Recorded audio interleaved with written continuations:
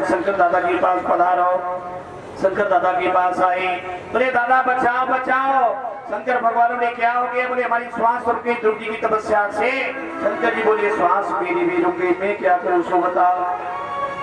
तीनों लोगों की श्वास अवरुद्ध हो गई है, त्रायमान त्रायमान पड़ी हुई है। बोले क्षीर सागर में विष्णु भगवान के पास पधारो। नहीं वहां तक जाएंगे तब तक प्राण निकल जाएंगे। तो भगवान शंकर बोले यही बैठकर ध्यान करिए।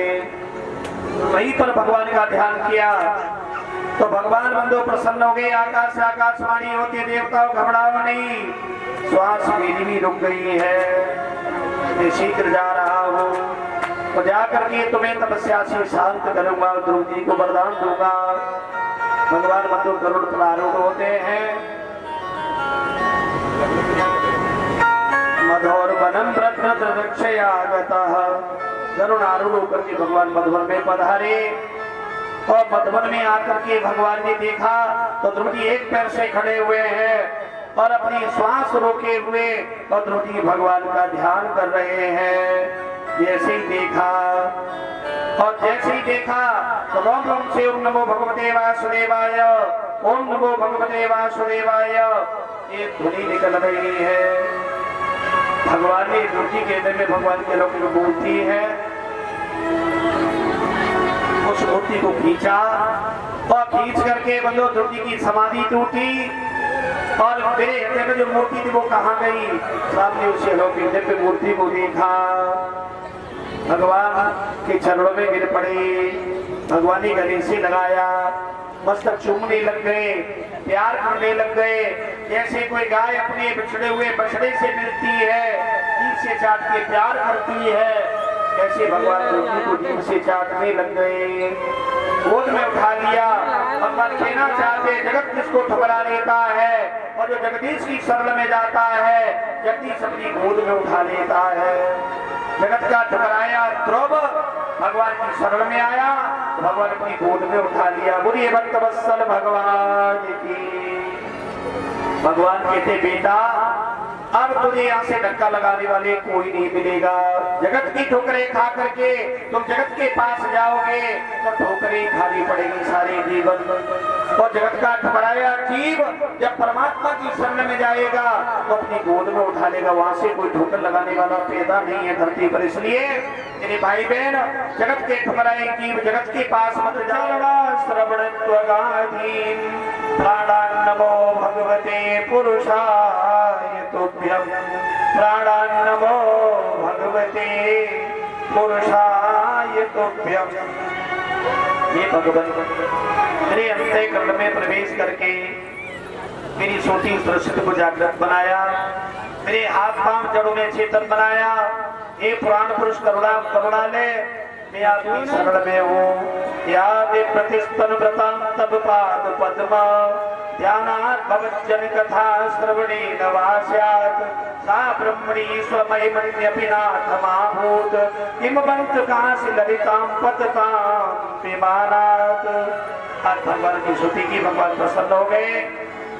ध्रुव मैं तुझे 36,000 वर्ष गति दे रहा हूँ, तो 36,000 वर्ष गति का शासन करेगा। उसके बाद तू अनेक यज्ञों से मेरा पूजन करेगा, अपने पुत्रों को गति सौंपेगा और 12 वर्ष ऋषि के हरिद्वार में तू मेरा ध्यान करेगा। मेरा विमान आएगा, विमान तुझे प्रदान करता हूँ। बोलिए भक्तवत्सल भगवान की। बिना मांगे भगवान ने ध्रुव जी को 36,000 वर्ष गति दी है। 36,000 वर्ष इस कथा से शिक्षा मिलती है कि बंदो भगवान देता है तो छप्पर फाड़ के देता है, वो लेता है तो लेंटर तोड़ के दे देता है। याद करिए देते समय भी भगवान के हाथ दिखाई नहीं देते और लेते समय भी दिखाई नहीं देते हैं। ध्रुव जी बंदो भगवान अंतर ध्यान हो गए। ध्रुव जी रोने लगे, हे प्रभु तुम्हें प्राप्त करके मैंने ये क्षणिक सुख क्यों स्वीकार किया, मैंने मुट्ठी क्यों नहीं मांगी। अरे ध्रुव जी रोने से क्या होने वाला, भगवान को तो देना था वो देकर चले गए। अरे आछे दिन पाछे गए और हरि से कियो नहीं, अब पछताए होत का जब चिड़िया चुग गई खेत, अब पछताए होत का, जब चिड़िया चुग गई खेत। जब रोने से क्या होने वाला, भगवान को दुख देना था वो दे दिया। रोते बिलखते भगत रात भवन में आए। महाराज को पता लगा, सारे नगर में ढूंढा पिटवाया, ध्रुव जी को लेने हथनी को लेकर आए गाजे बाजे के सहित। हथनी पर ध्रुव जी को बैठाया, सारे नगर में घुमा। 5 वर्ष का बालक आज मधुगति प्राप्त कर लेता है। ये भक्ति करके तो देखो, आज जिसको घर से ठुकराया था, पैर से धक्का लगाया था, आज भक्ति के प्रभाव से उसी को लेने के लिए सम्मान से सब लोग आए हैं। इसके बाद ध्रुव जी ने बंदो आज विवाह किया। लोकेश भैया के लिए ताली बजा दो जोरदार। सुनिए भक्त वत्सल भगवान की।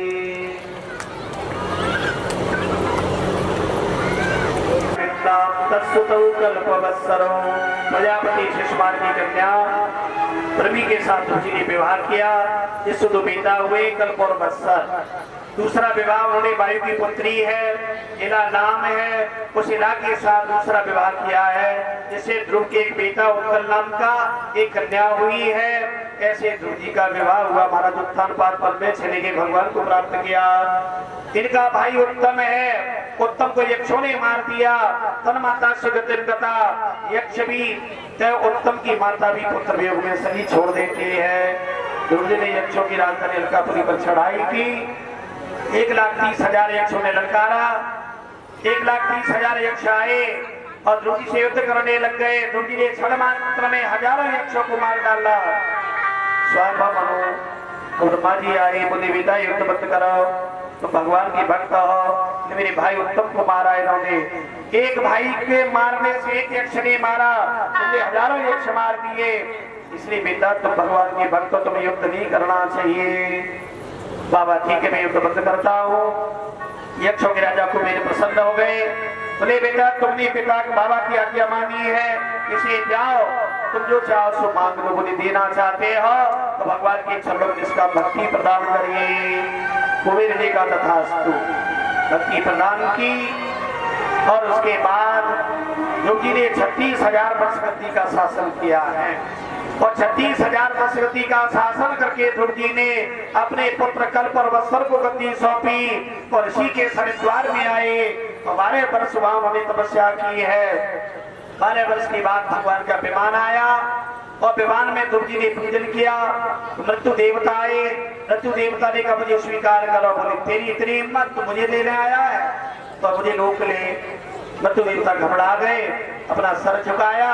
ध्रुव जी ने मृत्यु के सर पर पैर रखा और बंदो भक्ति के प्रभाव से मृत्यु को कोई नहीं जीत पाया। और ध्रुव जी ने भक्ति की शक्ति से मृत्यु को जीता और अपना उत्तर दिशा में अटल पद स्वीकार कर लिया, जिसका नाम ध्रुव तारा पड़ा है। बोलिए भक्त वत्सल भगवान की। जिसकी परिक्रमा ग्रह नक्षत्र सप्तऋषि करते हैं, जो ध्रुव तारे नाम से आज भी विख्यात है। यही ध्रुव पद बंधु भक्ति के प्रभाव से मिला है, इसलिए भक्ति करके तो देखो।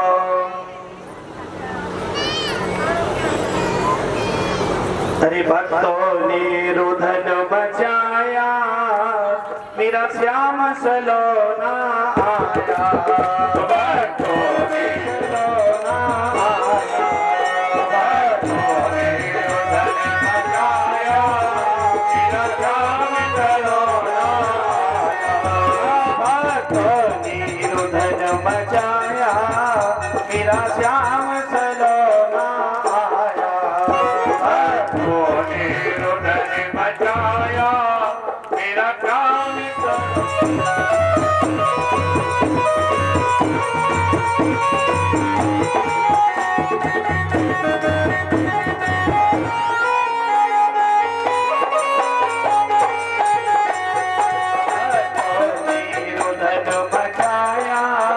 मेरा श्याम सलोना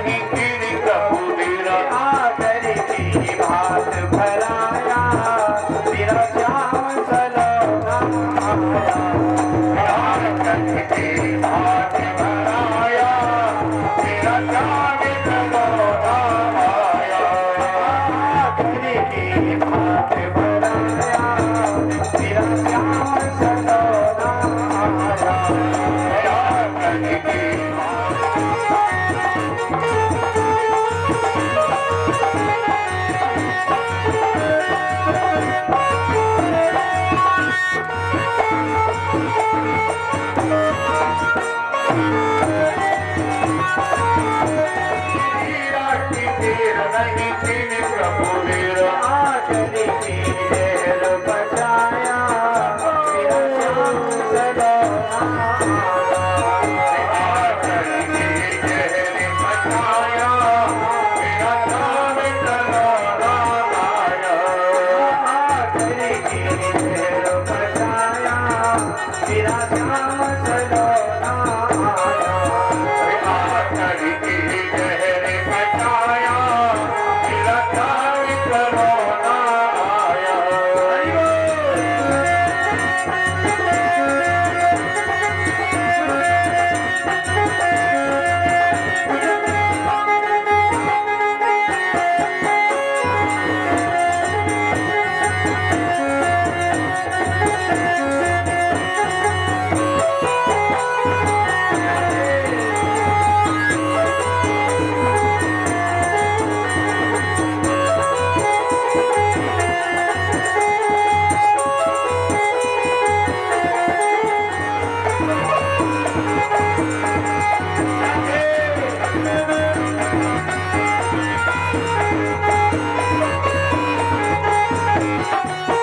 सुनी द्रौपदी की देर नहीं कीनी प्रभु ने सुनी द्रौपदी की देर नहीं कीनी प्रभु ने सुनी द्रौपदी की देर नहीं कीनी प्रभु ने सुनी द्रौपदी की देर नहीं कीनी प्रभु ने आखिरी की तीर बढ़ाया मेरा श्याम सदा अरे आखिरी की तीर बढ़ाया मेरा श्याम सदा आया आखिरी की तीर बढ़ाया आखिरी की तीर बढ़ाया मेरा श्याम सदा आया हरि बोल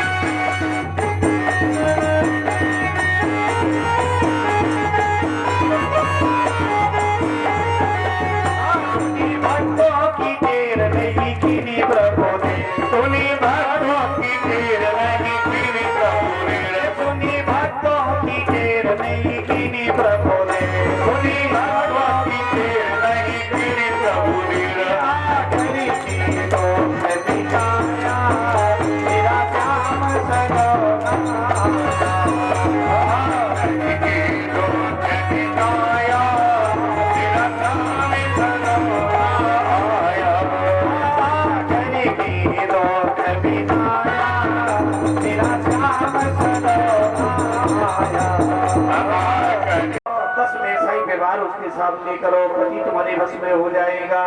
और एक और बात बताओ, मंत्र एक और बताओ पति को वश में करने का। अगर पति को वश में करना चाहती तो एक बहुत सरल मंत्र है, बता दूं कि नहीं दे सकते, तुम तो वही वश में।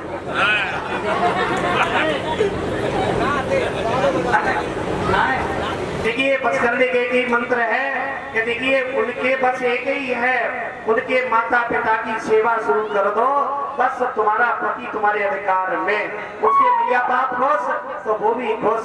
सबसे सरल मंत्र देवी याद रखना, उसके माता पिता से कुछ मत करो, उनकी सेवा करो, उनकी आज्ञा का पालन करो, बस प्रतिज्ञा कराती जा रही है, पूजन कराती जा रही है। फिर रुक गई, फिर पूछ बैठी क्या पक्षी बोलते थे, मैंने कभी सुना नहीं कि पक्षी बोलते हैं। देवी तेरी सब बोलता था तो क्या कहता था, तो देवी नारायण नारायण कहता था।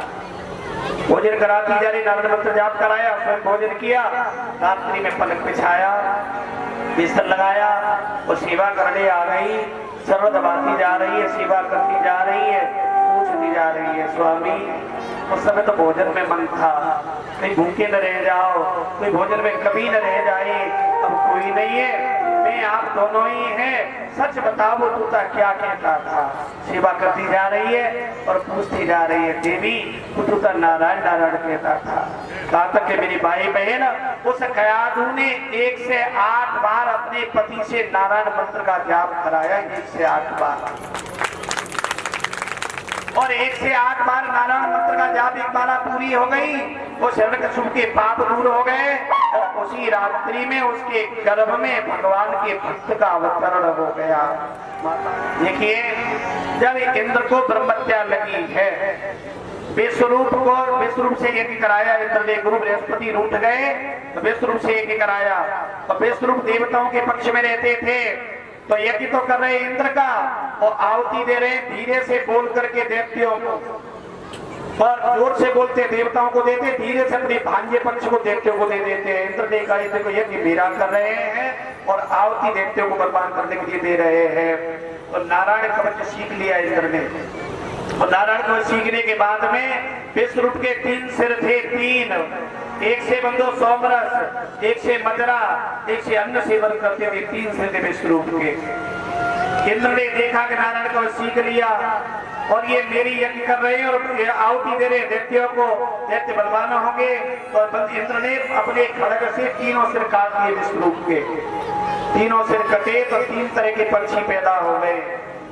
विश्वरूप के 3 सिरों से 3 पंछी पैदा हुए थे, सरकार कबूतर, तीतर और चटकने वाली चिड़ैया, ये विश्वरूप के 3 सिर कटने से ही पैदा हुए हैं। तो 4 जगह ब्रह्महत्या को बांटा इंद्र ने, कौन कौन सी 4 जगह है ब्रह्महत्या का प्रभाव देखिए। पहला धरती पर, धरती से कहा कि धरती माँ तू चौथांश ब्रह्महत्या का मेरा ग्रहण कर, तुझे भी वरदान दूंगा। तो धरती में चौथांश कौन सा ब्रह्महत्या का, ऊसर जमीन, जब रेव पैदा होता, रेव होता है जब तिनका भी पैदा नहीं होता। अब तो लोगों ने बंदो बड़े बड़े जैविक दवाइयां चलने से वो भूमि उपजाऊ बना दी है, नहीं रेव पर्व तो सफेद दिखाई देता था। या हमारे कपड़े धोने वाले रजक लोग जो होते हैं धोबी लोग, वो बंदो उसको लाते थे, उसे कपड़े धोते थे रेव से। रामदास इनको पता होगा, देखा है रेव बहुत यहाँ नहीं, इधर देखिए दसरानी की साइड पे जाओ तो बहुत सारा रेव सफेद सफेद, और बरसात में वो सूखा दिखाई देता था, और बल उसी दृष्टि ब्रह्म में लोग सूखा है उसमें गड़ जाते थे। हमने खुद ऐसा किया है, वहां जाके हमने देखा है और वरदान दिया कि धरती माँ तुमने रेव रूप में ये चौथांश ब्रह्महत्या का लिया है, मैं तुझे वरदान देता हूँ कि खोदने के बाद कितना भी गहरा गड्ढा खोद दो धरती पर तो बिना भरे धीरे धीरे अपने आप पूरा हो जाएगा। ये इंद्र ने धरती को वरदान दिया। वृक्षों के पास आए, वृक्षों से कहा वृक्षों तुम भी चौथांश ब्रह्महत्या का ग्रहण करो।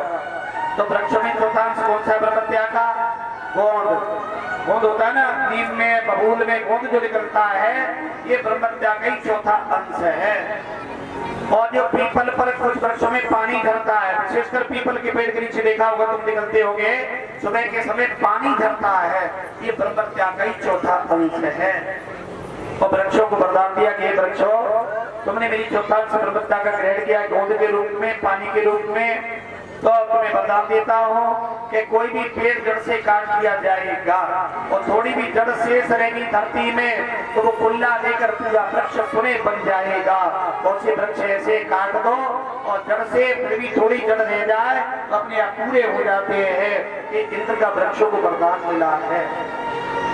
तीसरा पानी के पास आए और जल से का है जल, हम तुम्हें भी चौथांश दे रहे, तुम्हें भी वरदान देंगे। तो जल में क्या होती है ब्रह्मत्या? काई, फैन, झाग, ये चौथा अंश ब्रह्मत्या का ये जल के अंदर। इसलिए जल में थूकना नहीं चाहिए, जल में कुल्ला नहीं करना चाहिए। काई और फैन जहाँ दिखाई पड़े उस जगह को साफ करके पानी पीना चाहिए। बहुत से लोग गंगा नदी नदियों में जाते हमने देखा है आंखों से, जब बंदो उसी में बालू ली तो दांत रगड़े और पानी दिया और सबसे कुल्ला कर दिया। बंदो ब्रह्मत्या प्रवेश करने की से जल में बहते हुए जल में न थूकना चाहिए, न कुल्ला करना चाहिए। और काई और फैन दिखाई दे तो जगह को हटा करके आचमन करना चाहिए। ये ब्रह्मत्या तुम्हारे अंदर प्रवेश करने की और वरदान दिया है जल को। ये जल तुमने चौथांश ब्रह्मत्या का ग्रहण किया, ऐसे वरदान देते हैं। जिस रंग में जिस वस्तु में तुम मिला लिए जाओगे उसी के भाव में तुम बिक जाओगे। दूध में कितना भी पानी डाल दो, कोई नहीं कहता है ना, दूध भाव में बिकता है पानी है ना। वो 60 रुपया नहीं करे तो 60 रुपये बिकेगा, तो पानी लगाओ पानी के भाव में नहीं, 70 सही 70-80 जो हो वो तो हमें नहीं पता है ना, ठीक है ना। उसी भाव में जिस रंग में मिला दिए जाओगे तो कोई ये नहीं कहेगा लाल रंग लाल पानी लाल लाल शब्द से ही प्रयोग होगा, पीले से ही प्रयोग होगा। एक इंद्र ने जल को वरदान दिया और स्त्रियों के पास आए, बोले माताओं तुम भी चौथांश मेरी ब्रह्मत्या का ग्रहण करो, तुम्हें भी वरदान देंगे। तो बंदो स्त्रियों में हर महीने ऋतु काल में बंदो ब्रह्मत्या का अंश देखा जाता है। ऋतु धर्म में 4 दिन स्त्री घर का काम नहीं कर सकती है। प्रथमी हनी चांडाली, द्वितीय ब्रह्मघातिनी, तृतीय रजती प्रोक्ता, चतुर्थी हानि सुदयेत। प्रथम दिन स्त्री चांडालिनी होती है, दूसरे दिन ब्रह्मत्या के बराबर होती है, तीसरे दिन धोबिन के समान होती है और चौथे दिन जाके शुद्ध होती है। उस दिन भी भोजन भजन का निर्माण नहीं कर सकती है। तो इतने वरदान दिया, हे माताओं इन 4-5 दिन के बाद में तुम्हारी जैसी भावना होगी वैसी संतान तुम्हारे घर में जन्म लेगी। राम भक्त चाहती हो तो भगवान की कथाएं सुनिए, भगवान का नाम कीर्तन करिए। और देश भक्त चाहती हो तो देश भक्तों के इतिहास पढ़िए, उनके चित्र फोटो लगाइए। मतलब जैसा तुम चाहो वैसा तुम्हें पुत्र प्राप्त हो सके, इंद्र का वरदान है। और पुत्र और कन्या के लिए सम और विषम दिन बताए हैं। 8वें दिन, 10वें दिन, 12वें दिन, 14वें दिन और 16वें दिन। अगर बंदो संतान की चाह होगी तो बेटा ही होगा। और 7वें दिन, 9वें दिन, 11वें दिन, 13वें दिन और 15वें दिन अगर संतान की चाह रखोगे तो कन्या ही होगी। ये हमारे बंधु विज्ञान ज्योतिष का गणित है। वरदान दिया कि जाओ माताओं तुमने चौथांश ब्रह्मत्या का लिया है, इसलिए तुम्हें जो चाहो 4 दिन के बाद में मन चाहो पुत्र प्राप्त कर सकती हो। तो कयाधु ने नारायण मंत्र जाप कराया, इसलिए उसके उदर में भगवान की भक्त प्रहलाद का अवतरण होता है। बोलिए भक्त वत्सल भगवान की।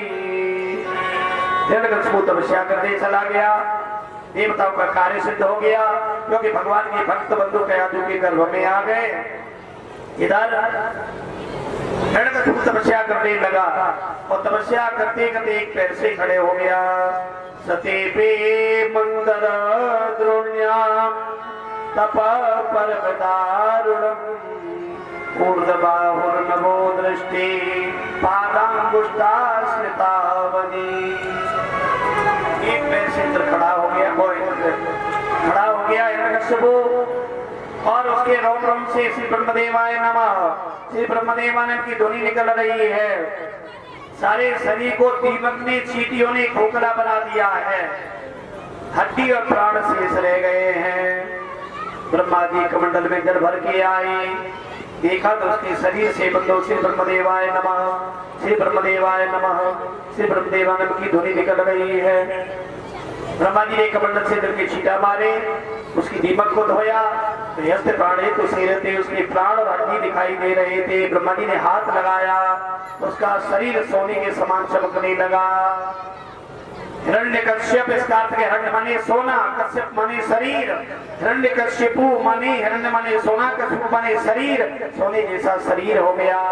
हिरण्यक्ष का अर्थ क्या है? हिरण्य माने सोना, अक्ष माने आंख, सोने जैसी आंख चमकती थी उसके लिए से उसे हिरण्यक्ष कहते थे।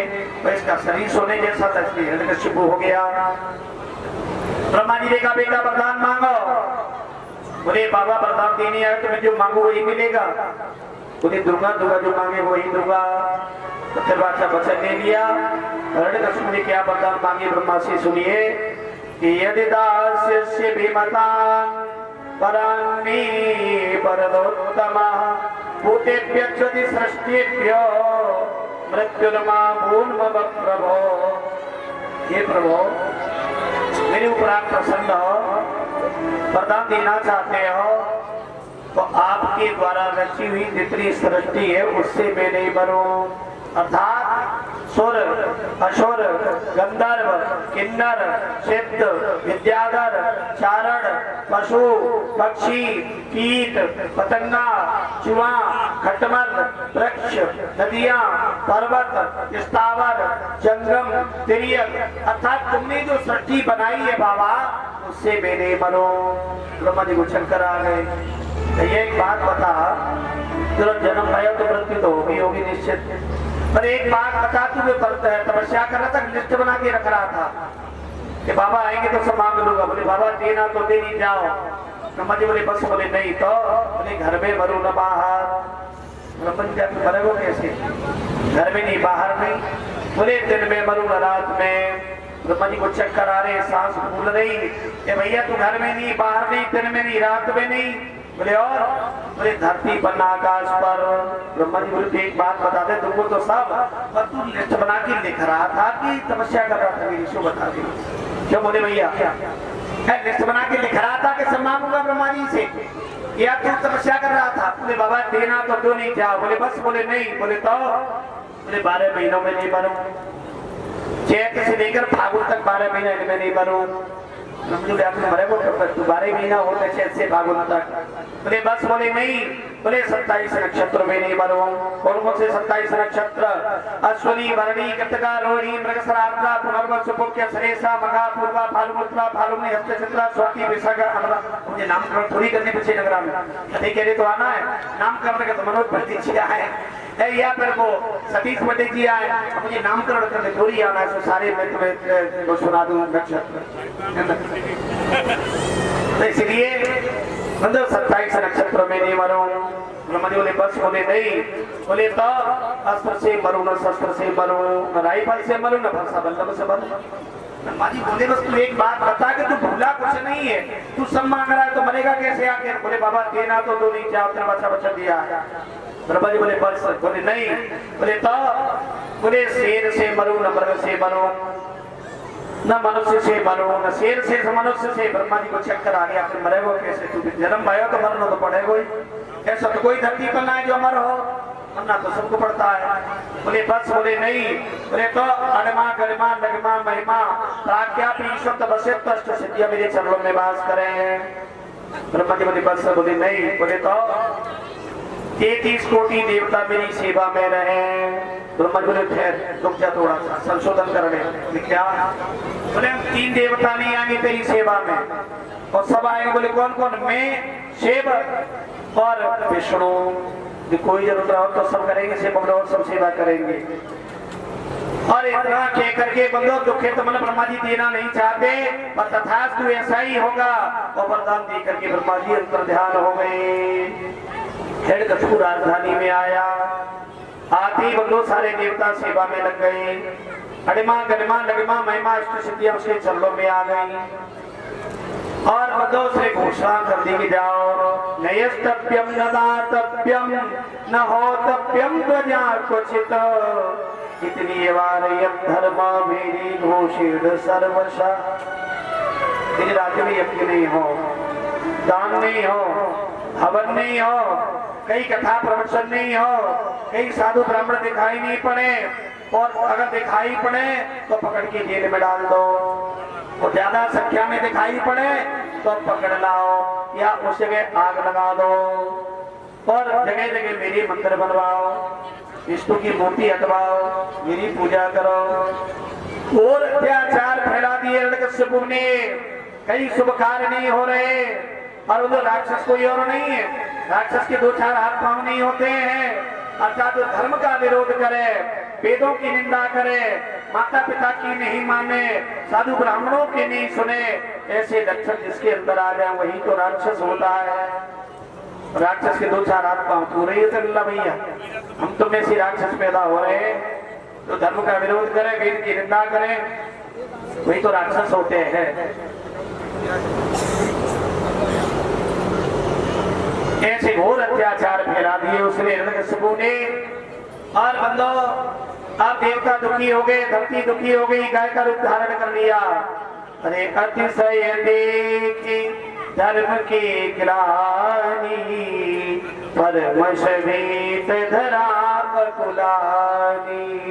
धेनु रूप धरी हृदय विचारी, गई कहाँ जहाँ सुर मुनि धारी। निज संताप सुनाई सिरोई, काहू देख झुका जन होई। भैया मुझसे कुछ भी नहीं हो रहा, मेरा साथ में चली जाऊंगी। वेद धर्म बंद हो गए, यज्ञ योग बंद हो गए, मैं क्या करूं? देवता बोले भूखे मर रहे क्योंकि हवन नहीं हो रहे।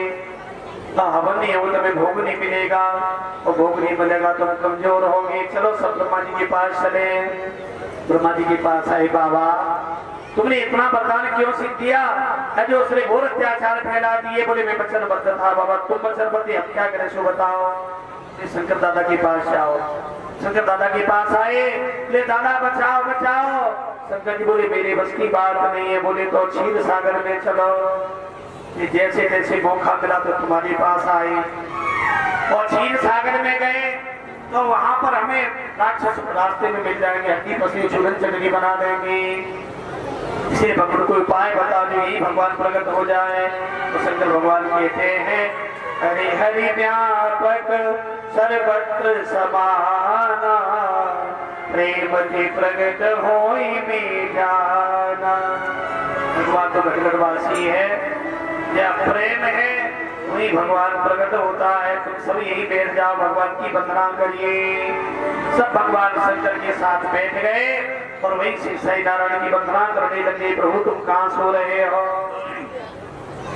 मेरे राधार बड़े गिरधारी, मेरे धारी श्याम बनवारी।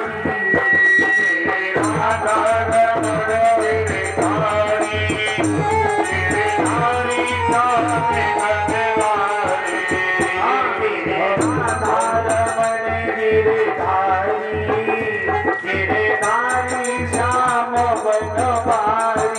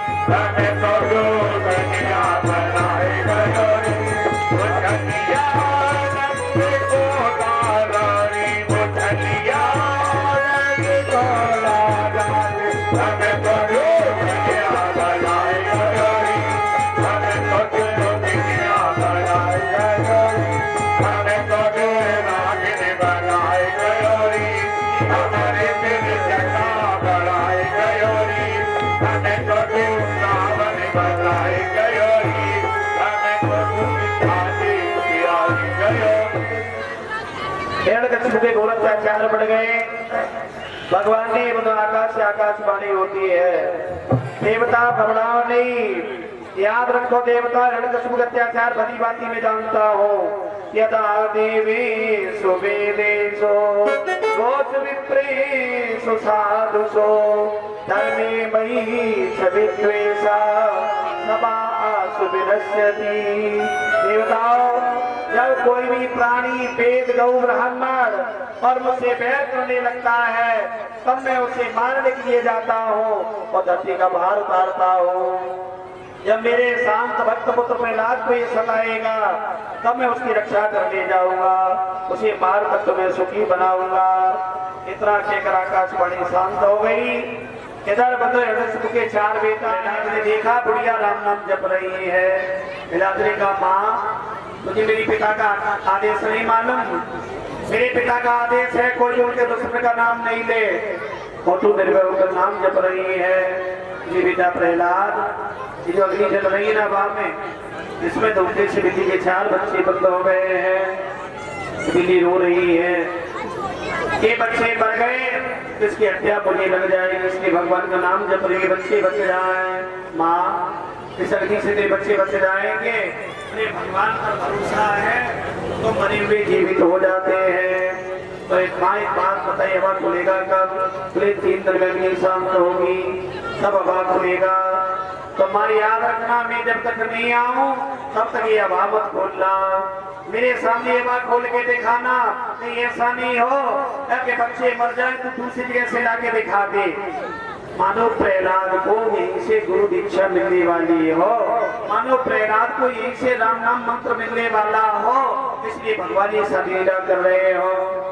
प्रहलाद चले गए और बुढ़िया तुम्हारे नाम जप रही है, बिल्ली चारों ओर घूम रही है, रो रही है, तड़प रही है। उसकी क्या दशा है? रे जाकी ने ननुबर से नीर बाबा पे रोई।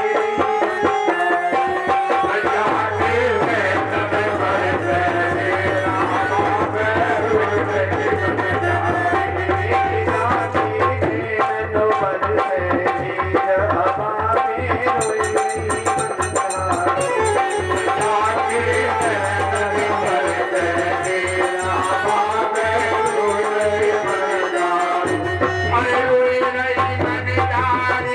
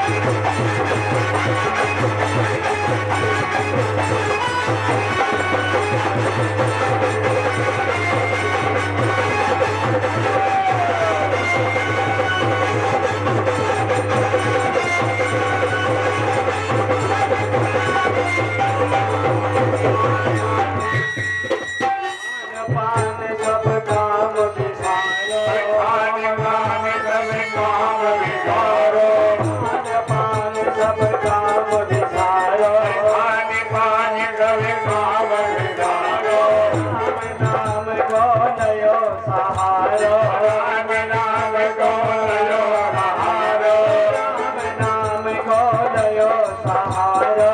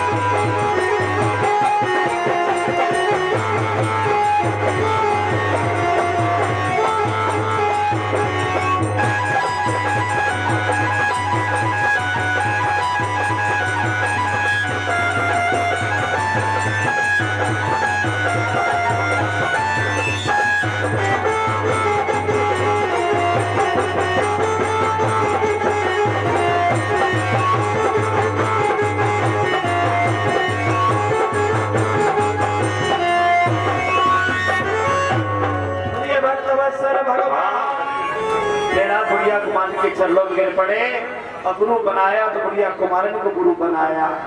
माँ पूरे आज राम नाम की दीक्षा दी है। अपेलाद ने मंत्र वहीं से ले लिया राम नाम का।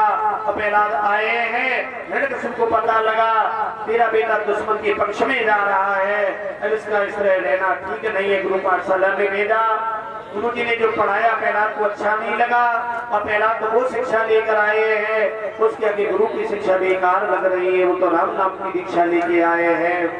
एक नाम में पहलाद को कितना सताया, मंदो पर्वत से गिराया, हाथियों से कुचलवाया, नागों से कटवाया, जहर पिलवाया, अग्नि में जलाया, लेकिन पहलाद ने भगवान के नाम को नहीं छोड़ा।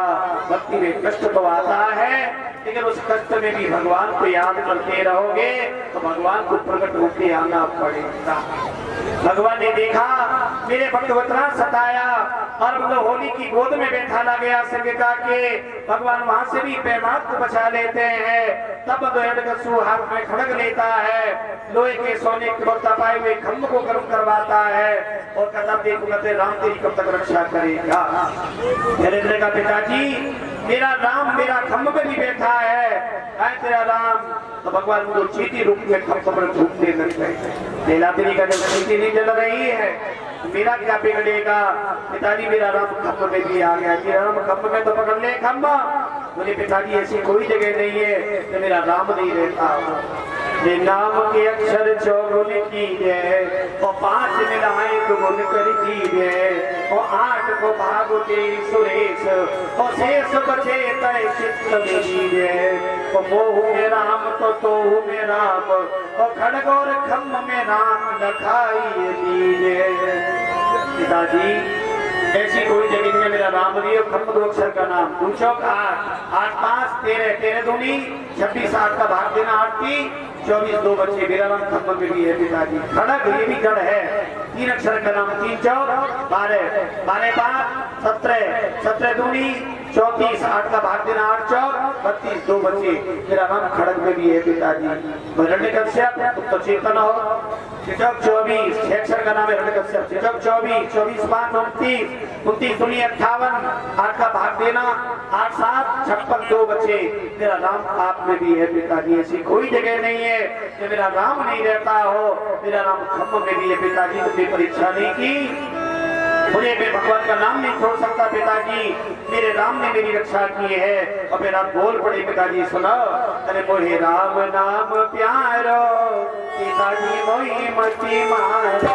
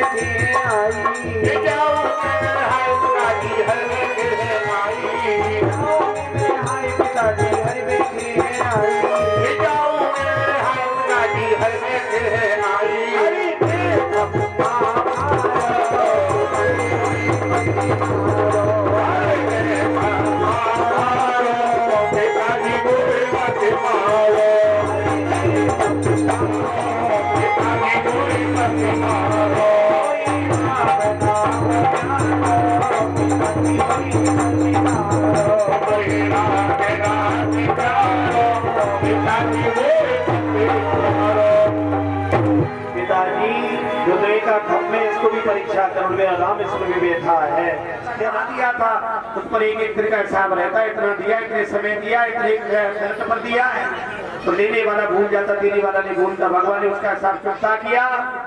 तूने कहा मनुष्य से मरो न शेर से, न मनुष्य न शेर हो।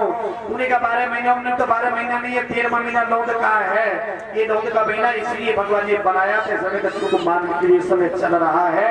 बड़े भाग्यशाली हो इस पुरुषोत्तम महीने में ये श्रीमद् भागवत की कथा तुम्हें सुनने में लगे, इससे बड़ा सौभाग्य क्या होगा कि अधिक मास है जो 15 तारीख को पूरा होगा।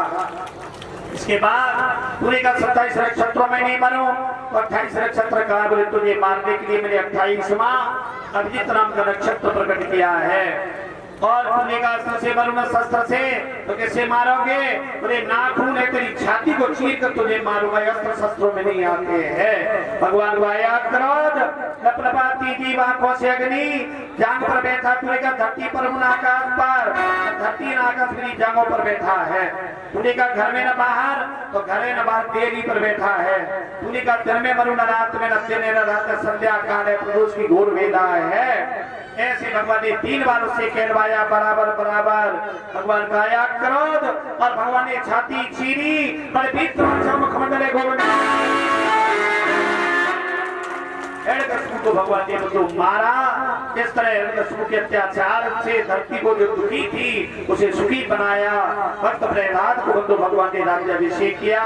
भगवान ने अवतार लेके कहाए हैं। और वैशाख शुक्ल पक्ष 14 को भगवान नरसिंह रूप में प्रकट हुए हैं। और कहा पाकिस्तान के मुल्तान नगर में जो पंजाब प्रांत है, पाकिस्तान में पंजाब प्रांत है, अपने भारत में भी है, पाकिस्तान भी पंजाब प्रांत है, उसमें जो मुल्तान नगर है वहाँ बंधु भगवान नरसिंह रूप में आए हैं। पर पहले वो भारतीय तो था, वो तो बंटवारे में चला गया, नहीं तो अपने भारत का ही कौन सा है। इसलिए अधिकतर अवतार भगवान के भारत में ही हुए हैं।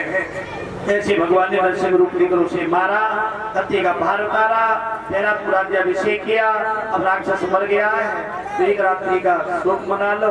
कल भगवान गजराज, समुद्र मंथन, वामन भगवान की कथा और भगवान श्री राम जी का पावन थोड़ा चरित्र, और कल कृष्ण जन्म होगा। कल चौथा दिन है, सभी लोग कृष्ण की बधाई लेकर आए, पीत वस्त्र पहन करके अधिकतर आए। कल भगवान श्री कृष्ण का आनंद उत्सव मनाएंगे। तो खूब आनंद से नंद घर आनंद भयो जय कन्हैया लाल भगवान की कल्याण करेंगे। तो टॉफी वॉफी जो भी बिस्कुट बिस्कुट हो तो लुटाने के लिए जरूर व्यवस्था करना और लगाने थोड़ा सजावट करा देना। ऐसी थोड़ी थोड़े पहिना तो सब होगा। अपने बच्चों का जन्मदिन मनाओगे, अपने बच्चों का जन्मदिन मनाओगे तो बहुत अच्छा डेकोरेशन कर लोगे, पूरे घर को सजा दोगे। और भगवान के जन्मदिन में देखो रहे कैसे कैसे नहीं विद्या से सब आरती होगी, प्रसाद होगा, फिर कृष्ण जन्म होगा। बोलिए श्याम सुंदर भगवान की जय। जय श्री राधे श्याम।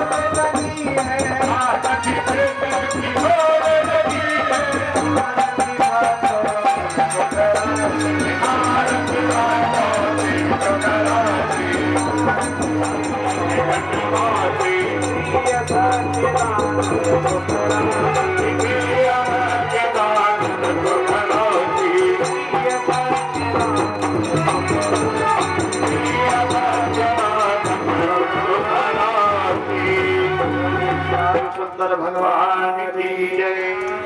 जय उमापति महादेव की जय। पवन सुत हनुमान की जय। धर्म की जय। अधर्म का गाड़ियों में विश्व का कल्याण, माता की जय। संत समाज की जय। भक्त रानियों की जय। भक्त पुरुषों की जय। व्यासदेव भगवान की जय। सुखदेव भगवान की जय। परीक्षित महाराज की जय। सभी नगर निवासियों की जय। सभी क्षेत्रवासियों की जगला पचिया गांव वासियों की